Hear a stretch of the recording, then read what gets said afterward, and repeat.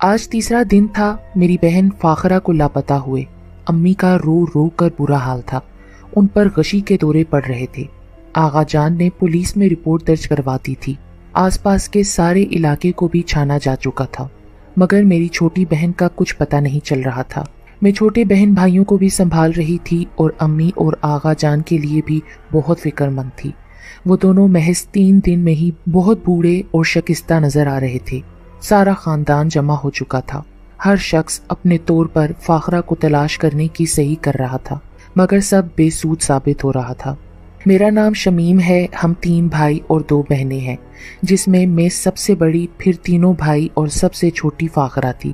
ہم لوگ افغانستان سے ہجرت کر کے پہلے کوئٹہ اور پھر اسلام آباد شفٹ ہو گئے تھے۔ والد کا خشک میوہ جات اور کپڑے کا کاروبار تھا، جو روز بروز ترقی کی جانب گامزن تھا۔ یوں گھر میں خوشحالی ہی خوشحالی تھی۔ میری والدہ بہت عبادت گزار خاتون تھیں اور انہوں نے ہماری تربیت بھی ایسی ہی کی تھی کہ ہم لوگ بچپن سے ہی نماز روزے کے پابند تھے۔ میرے والد صاحب سخت گیر تھے، مگر اپنی اولاد سے بے حد محبت رکھتے تھے۔ ہمیں زبان سے کچھ کبھی مانگنا ہی نہیں پڑتا تھا، ہماری ہر ضرورت بنا مانگے ہی پوری کر دی جاتی تھی۔ گھر میں پیسے کی ریل پیل تھی، لوگ ہماری زندگی کو رشک کی نظر سے دیکھتے تھے۔ ایسے میں میری 3 سالہ بہن فاخرہ اچانک لاپتہ ہو گئی۔ حیرت اور دکھ کی وجہ سے ہم سب کو چپ لگ گئی۔ حیرت اس لیے کہ وہ اتنی چھوٹی تھی کہ گھر سے باہر خود جا ہی نہیں سکتی تھی، پھر گیٹ پر چوکیدار بھی 24 گھنٹے موجود رہتا تھا۔ دکھ اس بات کا کہ کسی کو ہم سے کیا دشمنی کہ ہماری جان سے پیاری گڑیا کو ہم سے جدا کر دیا گیا۔ میں اور دونوں بھائی اپنے آغا جان سے زیادہ ملتے تھے، رنگ تو ہم سب کے ہی سرخ و سفید تھے، مگر فاخرہ اور اس سے بڑے بھائی کی آنکھیں اور بال میری امی جیسے تھے۔ نیلی آنکھوں اور سنہرے بالوں کی وجہ سے وہ دونوں بالکل انگریز لگتے تھے۔ جو ایک دفعہ دیکھتا تھا، پیار کیے بنا نہ رہتا تھا۔ لوگوں کا تانتا بندھا ہوا تھا، سب حیران اور پریشان تھے کہ آخر بچی کہاں غائب ہو گئی۔ پولیس نے ہر ممکن کوشش کر ڈالی، مگر سب بے سود۔ مجھے اب فاخرہ سے زیادہ امی کی فکر تھی۔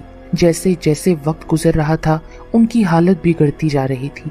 پہروں روتی رہتی، دنوں بھوکی رہتی۔ میں اور آغا جان زبردستی کچھ کھلا دیتے تو ٹھیک، ورنہ سارا دن اور ساری رات برآمدے میں کھڑی مین دروازے کی طرف دیکھتی رہتی۔ مجبوراً ڈاکٹرز کے مشورے پر انہیں نیند کے انجیکشن دیے جانے لگے تاکہ ان کی اعصاب پرسکون رہیں۔ میں خود 12 سال کی بچی تھی، کہاں تک اس تکلیف دہ صورتحال کا مقابلہ کرتی۔ فاخرہ کو لاپتہ ہوئے 1.5 ماہ بیت چکا تھا کہ ایک دن مجھے تیز بخار چڑھ گیا، ہاتھ پاؤں مڑ گئے، منہ سے جھاگ بہنے لگی تو آغا جان مجھے ہسپتال لے کر بھاگے۔ میں 4 دن ہسپتال میں رہی، بقول ڈاکٹرز کے کہ یہ کوئی معجزہ ہے جو میری زندگی بچ گئی۔ میں گھر واپس آنے سے خوفزدہ تھی، کیونکہ میں گھر کی ابتر حالت سے تھک چکی تھی۔ وہ ماں جو ہر وقت ہم لوگوں کے لیے پریشان رہتی تھیں، اب مجھے بالکل بے پرواہ محسوس ہوتی۔ بہرحال ساری زندگی ہسپتال میں تو نہیں رہا جا سکتا تھا۔ آغا جان مجھے گھر لے آئے۔ گھر میں داخل ہوتے ہی خوشگوار حیرت کا سامنا کرنا پڑا۔ امی ہمیشہ کی طرح کچن سے نکل کر آ رہی تھیں، مجھے دیکھتے ہی خود سے لپٹا لیا۔ کیسی ہے میری جان؟ انہوں نے مسکرا کر میری گالوں پر بوسہ دیتے ہوئے پوچھا۔ جواب دینے کی بجائے میں امی سے لپٹ کر دھاڑے مار مار کر روتی رہی۔ کیا ہوا شمیم کو؟ کیوں رو رہی ہو تم؟ جلدی ہی تمہاری طبیعت بالکل ٹھیک ہو جائے گی بیٹی۔ وہ مجھے دلاسا دے رہی تھیں، پھر مجھے میرے کمرے میں لے گئیں، بستر پر لٹا کر خود کھڑی ہو گئیں۔ تم آرام کرو، میں نے تمہارے لیے سوپ بنایا ہے، وہ لاتی ہوں۔ بس اس دن کے بعد سب نارمل ہو گیا۔ ہم لوگ خوف زدہ تھے کہ آخر فاخرہ کا نام لیں گے تو امی پھر پہلے جیسی نہ ہو جائیں، اسی لیے آغا جان نے سب کو سختی سے منع کر دیا تھا کہ کوئی پرانی باتیں نہ نکالے۔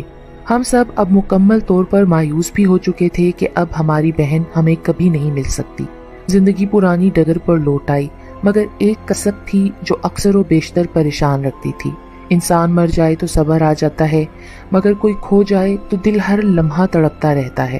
امی سارا دن گھر کے کاموں میں مصروف رہتی، مگر عشاء کی نماز کے بعد لان کے کونے میں چھوٹے سے پودے کے پاس بیٹھی رہتی، شاید کوئی وظیفہ کرتی تھیں۔ وہ پودا کب وہاں نکل آیا مالی بابا بھی نہیں جانتے تھے۔ اس پودے کو نکالنے کی کوشش کی کیونکہ اس کے دونوں جانب گلاب اور موگرے کے پودے تھے۔ وہ پودا درمیان میں بالکل عجیب سا لگتا تھا، مگر امی نے اتنا غصہ کیا کہ پھر کبھی کسی کی ہمت ہی نہ ہوئی۔ امی اس کا خیال بالکل اپنے بچوں کی طرح رکھتی تھیں. اس کو روز پانی خود ڈالتی، خشک پتے توڑ کر الگ کرتی، اس پر پیار سے ہاتھ پھیرتی. گھر سے باہر نکلنا امی نے بالکل بند کر دیا تھا، اور اگر مہمان آ جاتے تو ان کا بہت خیال رکھتی. لیکن عشاء کی نماز ادا کرنے کے بعد سیدھی لان کے اس حصے میں پہنچ جاتی جہاں وہ پودا لگا ہوا تھا. میں نے امی کو اس پودے سے، جو وقت کے ساتھ کافی بڑا ہو گیا تھا، باتیں کرتے بھی دیکھا، اور مجھے محسوس ہوتا تھا جیسے وہ بھی امی کو دیکھ کر جھومنا شروع کر دیتا ہو. ہوا ہو نہ ہو وہ اپنی شاخیں یوں لہلہاتا جیسے امی کو تھام لے گا. کم از کم مجھے ایسا لگتا تھا. وہ کس چیز کا پودا تھا کبھی مالی بھی نہ سمجھ پایا. اس نے اپنے کئی جاننے والے اور مالیوں سے بھی معلوم کرنے کی کوشش کی، مگر کسی کو اندازہ نہ ہوا. وقت گزرتا رہا. میں بچپن سے نکل کر جوانی کی سرحدوں میں داخل ہو گئی. بھائی بھی اسکولوں سے نکل کر کالجوں میں پہنچنے لگے. تب آغا جان نے میری بات اپنی بہن کے بیٹے سردار شیر علی سے طے کر دی. وہ دن میری زندگی کا حسین ترین دن تھا. میری پھپھو کے بیٹے شیر علی مجھے ہمیشہ سے پسند کرتے تھے. وہ وکالت کے لیے لندن میں تھا اور پڑھائی مکمل ہونے پر اگلے سال میری شادی ہونا طے پائی. رات میں کھانے کے بعد جب مہمان چلے گئے تو امی جلدی جلدی چیزیں سمیٹ رہی تھیں. میں جانتی تھی کہ وہ کیوں جلدی کر رہی ہیں. میں نے ان سے کہا، امی آپ سب چھوڑ دیں، ملازمہ کے ساتھ مل کر میں سب سمیٹ لوں گی، آپ نماز پڑھ لیں. انہوں نے محبت سے مجھے دیکھا اور اپنے کمرے کی جانب چل دیں. برتن وغیرہ سمیٹ کر میں اپنے کمرے میں آ گئی. پتہ نہیں کس خیال کے تحت کھڑکی سے باہر لان میں دیکھا تو امی بینچ پر بیٹھی تھیں اور وہ پودا کاسنی پھولوں سے بھرا ہوا تھا. میری تو حیرت کی انتہا نہ رہی. شام تک تو ایک بھی پھول نہیں تھا. مجھے اچھی طرح یاد ہے میں نے خود دیکھا تھا. امی کے پیروں کے پاس بھی ڈھیروں پھول پڑے تھے. اس حیرت انگیز منظر نے مجھے ہفتوں پریشان رکھا. میں امی سے بھی نہیں پوچھنا چاہتی تھی کہ یہ نہ ہو امی کی طبیعت خراب ہو جائے. پھر آہستہ آہستہ میں یہ بات بھول گئی. میری شادی ہو گئی. دونوں بھائی پڑھائی کے لیے ملک سے باہر چلے گئے. اب گھر میں سب سے چھوٹا بھائی رہ گیا تھا. لیکن امی کی وہی روٹین تھی. رمضان کا آخری عشرہ چل رہا تھا جب آغا جان نے مجھے فون کر کے بتایا کہ امی سیڑھیوں سے سلپ ہو گئی ہیں. وہ انہیں اسپتال لے جا رہے تھے اور مجھے بھی فوراً پہنچنے کی تاکید کی. میں نے حواس باختہ ہو کر اپنی ساس کو بتایا تو وہ میرے ساتھ اسپتال کے لیے روانہ ہو گئی. ہمارے پہنچنے سے پہلے ہی امی کا دوران آپریشن انتقال ہو گیا. آغا جان نے بتایا کہ وہ روز مرہ کے کاموں میں مصروف تھیں جب اوپر والے کمرے سے نکلتے ہوئے ان کا پاؤں نہ جانے کس چیز میں الجھا اور سر کے بل فرش پر آ گری. سر پر اتنی شدید چوٹیں آئی تھیں کہ باوجود کوشش کے امی بچ نہ سکیں. میرے لیے یہ بہت بڑا سانحہ تھا. آغا جان تو بالکل ٹوٹ گئے. یہ دوسرا بڑا سانحہ تھا جس نے ہم لوگوں کو ایک بار پھر توڑ کر رکھ دیا تھا. میری ماں میری اولاد کو دیکھے بغیر ہی دنیا سے چلی گئی تھی. میرا رو رو کر برا حال تھا. امی کو کب گھر لے کر آئے، بھائیوں کو کیسے اطلاع دی گئی، وہ کیسے پاکستان واپس آئے، تدفین بھی ہو گئی، مگر مجھے کچھ ہوش نہ تھا. میری ساس مجھے لے کر بہت پریشان اور افسردہ تھیں. وہ میری ہر ممکن دلجوئی کی کوشش کرتی.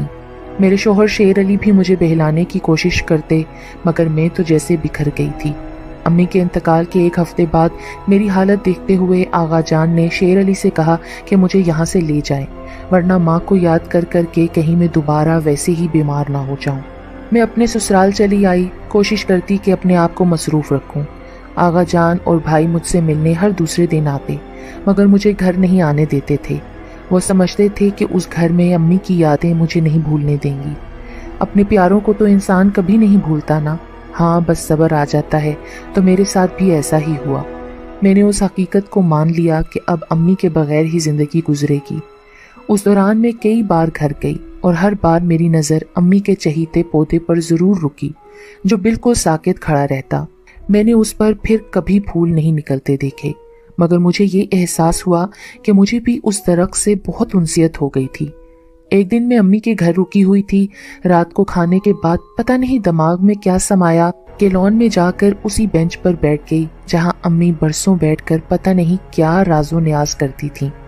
کچھ دیر بیٹھی رہی، پھر درخت کے تنے پر محبت سے ہاتھ پھیرا اور اندر چلی آئی. امی اور فاخرہ دونوں کمرے میں صوفے پر بیٹھی تھیں. میں نے حیرت سے فاخرہ اور پھر امی کو دیکھا. ان کے چہرے پر غیر معمولی چمک تھی اور وہ دونوں ایک دوسرے کا ہاتھ تھامے مجھے دیکھ کر مسکرا رہی تھیں. پھر تیزی سے اٹھی اور کمرے سے باہر چلی گئیں۔ جب آذانوں کی آواز پر میں ہوش کی دنیا میں واپس آئی تو اپنے آپ سے کہنے لگی، اوہ یہ تو خواب تھا، پر کتنی دیر میں بیڈ پر خاموشی سے لیٹی اسی منظر کو آنکھوں میں بسانے کی کوشش کرتی رہی۔ کاش کہ یہ حقیقت ہوتا، مجھے پتہ بھی نہیں چلا اور آنکھوں سے آنسوؤں کا سیلاب رواں ہو گیا۔ میں نے اٹھ کر وضو کیا، نماز پڑھی، اپنی بہن اور اپنی ماں کے لیے ڈھیروں دعائیں کیں۔ مجھے وہ اپنے انتقال کے پورے 2 ماہ بعد نظر آئی تھیں اور بہت خوش نظر آئی تھیں۔ اسی وجہ سے میرا کچھ دل مطمئن ہو گیا۔ میں نے نماز کا دوپٹہ سر سے اتار کر صوفے پر طے کر کے رکھا اور پھر کھڑکی سے جوں ہی پردہ ہٹایا، میری تو حیرت کی انتہا نہ رہی۔ یہ راتوں رات کیا ہو گیا؟ میں بھاگتی ہوئی باہر لان میں آئی تو وہ پودا جو رات تک ہرا بھرا تھا کیسے سوکھ کر ختم ہو گیا، میں سمجھ ہی نہیں پا رہی تھی۔ پودے پر ایک بھی پتا موجود نہ تھا۔ گھر کے باقی افراد بھی یہ منظر دیکھ کر حیرت زدہ تھے۔ پھر آغا جان کے حکم پر ہی اس پودے کی سوکھی شاخوں اور تنے کو کاٹ دیا گیا اور وہ بینچ بھی وہاں سے ہٹا دیا گیا اور آغا جان نے سیمنٹ کر کے فرش کو پختہ کروا دیا۔ کچھ ماہ بعد میں ایک گول مٹول سے بیٹے کی ماں بن گئی۔ زندگی ایک ڈگر پر چل پڑی۔ آغا جان بھی دنیا سے چلے گئے۔ میں بچوں میں مصروف ہوتی چلی گئی۔ امی کے گھر میں 3 بھابیاں آ گئیں۔ آج اس بات کو برسوں گزر گئے ہیں۔ میرا بیٹا اب 11 برس کا ہے، مگر جب بھی وہ نانا نانی کے گھر جاتا ہے کہیں نہ کہیں سے اس کو کاسنی پھول ضرور مل جاتا ہے جو وہ مجھے لا کر دیتا ہے، حالانکہ کسی بھی پودے پر وہاں کاسنی پھول نہیں آتے۔ گھر میں اور بھی بچے ہیں، سب مل کر کھیل بھی رہے ہوتے ہیں، تب بھی صرف میرے ہی بیٹے کو پھول ملتا ہے۔ وہ ہے بھی بہت پیارا بچہ، کم گو اور صلح پسند، مگر میں جب بھی اپنے بیٹے کو دیکھتی ہوں تو مجھے 3 سالہ میری فاخرہ بہن یاد آ جاتی ہے، ویسی ہی بڑی بڑی پلکوں کی جھالروں سے ڈھکی خوبصورت نیلی آنکھیں۔ میرے بیٹے کے دادا نے اس کے گلے میں حفاظت کا تعویذ ڈالا ہوا ہے جو وہ کسی صورت اتارنے نہیں دیتے۔